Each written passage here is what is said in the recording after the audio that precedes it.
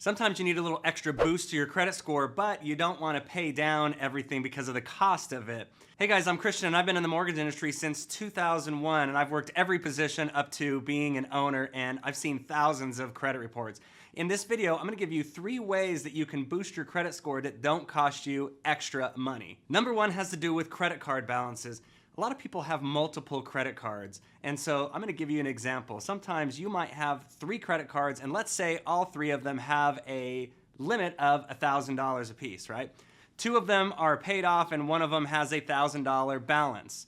So that one that has the $1,000 balance, the credit score will look at it as though it's maxed out, and anytime the credit score sees something is maxed out, it thinks, wait, there must be problems coming.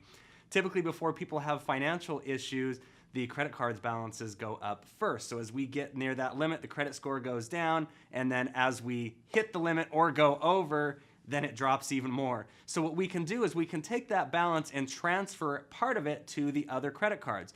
So if we have 2 other credit cards that have a lower or a 0 balance, we can take the credit card that has the higher balance that's near the limit and redistribute that amongst the others. So now instead of having 1 credit card that's maxed out and 2 with a 0 balance, we now have 3 credit cards that are only using 33% of what the limit is. This will help the score go up.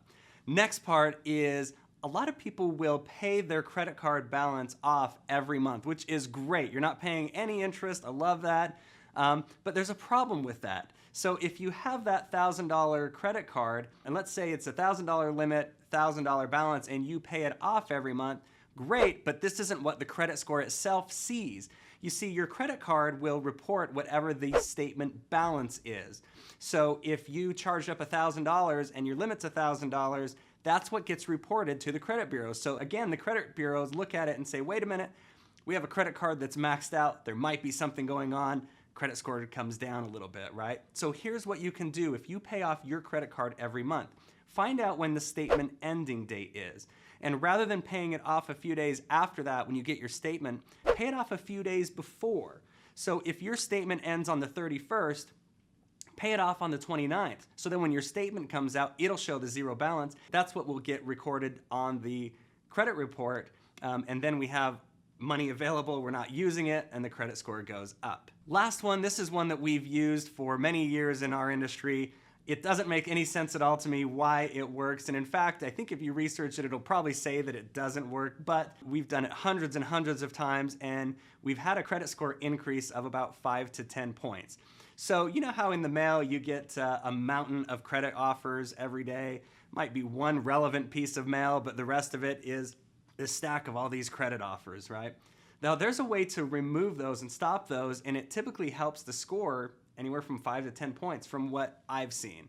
And that is optoutprescreen.com. So you can go to optoutprescreen.com and stop those pre-approved offers, and your mailbox will probably thank you for it. You'll have a few less items in the mail, but also you'll see a little bit of an increase in score. Usually takes about a week or so from what I've seen for this to happen.